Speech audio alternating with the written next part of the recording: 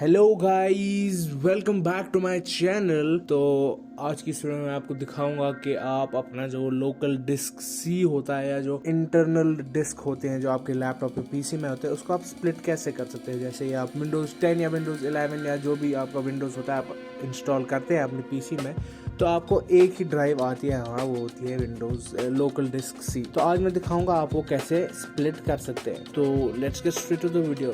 तो आपको करना क्या है, आपको अपना फाइल एक्सप्लोरर खोल देना है। फाइल एक्सप्लोरर खोलने के बाद जैसा आप यहाँ देख सकते हैं, यहाँ मेरे लोकल डिस्क सी है और बाकी मुझे सी गेट है एक, वो मेरी एक्सटर्नल हार्ड ड्राइव है। तो इंटरनल हार्ड ड्राइव जो मेरी है वो लोकल डिस्क सी है, एक ही है। अगर मुझे इसको स्प्लिट करना है वो ही मैं आपको दिखाऊंगा आपको कैसे कर सकते हैं। तो आपको करना क्या है, आपको अपना जिस पीसी पे आ जाना है, जिस पीसी में राइट क्लिक करना है आपको और फिर मैनेज पे क्लिक कर देना है। मैनेज पे क्लिक करने के बाद आपको ऐसा एक विंडो ओपन होगा और आपको यहाँ लेफ्ट साइड से जाना पड़ेगा डिस्क मैनेजमेंट पे। इसको क्लिक करेंगे हम और आपको अपनी डिस्क यहाँ पे सिलेक्ट करनी पड़ेगी जिसको आपको स्प्लिट करना है। जैसे आप यहाँ देख सकते हैं सी गेट है मेरा एक्सटर्नल है और यहाँ दो डिस्क और दिखाई है, वो सिस्टम की तरफ से वो यूज़ कर रहा होता है सिस्टम।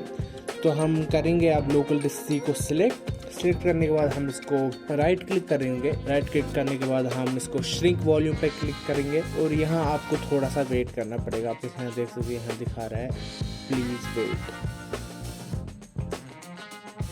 तो जैसे ये प्रोसेस खत्म हो जाएगा आपको ये एक विंडो सामने आएगा, श्रिंक सी दिखा रहा है। तो enter the volume of space to shrink in MB और साइज ऑफ द वॉल्यूम हमारा इतना है और टोटल साइज हमारा इतना है। तो हमें जितना आप श्रिंक करना है हम इस पर क्लिक करके हम इसको बैक स्पेस दबा देंगे।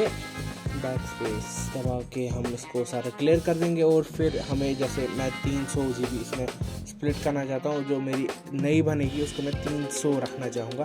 तो हम 3 और फिर ज़ीरोस लगाएंगे 5, तो फिर हम श्रिंक पे दबा देंगे। तो इसको यहाँ थोड़ा सा आपको वेट करना पड़ेगा। तो आप जैसे यहाँ देख सकते हैं हमारा अनएलोकेटेड 296.97 GB का अनएलोकेटेड डिस्क एक बन गया है। अब हम इसको राइट क्लिक करेंगे। राइट क्लिक करने के बाद हम इसको न्यू सिंपल वॉल्यूम पे क्लिक करेंगे और फिर यहाँ पे हम ये विंडो आएगा, इसको नेक्स्ट दबा देंगे और फिर हमने पहले ही रखा है इस पर, तो हम इस पर भी नेक्स्ट दबा देंगे। और फिर आपको अगर यहाँ कुछ चेंज करना कर सकते हैं, तो जैसे यहाँ असाइन द फॉलोइंग लेटर, जो आपका जो नया डिस्क बनेगा उसको कौन सा लेटर आप रखना चाहेंगे, तो मैं जैसे F या G रख देते हैं, हम G रख देंगे। तो अब नेक्स्ट पर क्लिक करेंगे और यहाँ अगर आपको कुछ चेंज करना है वो कर सकते हैं आप, तो मैं नहीं करूँगा वो, तो मैं नेक्स्ट पर दबा दूँगा और फिर फिनिश पर क्लिक कर देंगे। अब यहाँ को थोड़ा सा वेट करना पड़ेगा। तो जैसा आप यहाँ देख सकते हैं, यहाँ न्यू वॉल्यूम G दिखा रहा है कि हमारा बन गया है।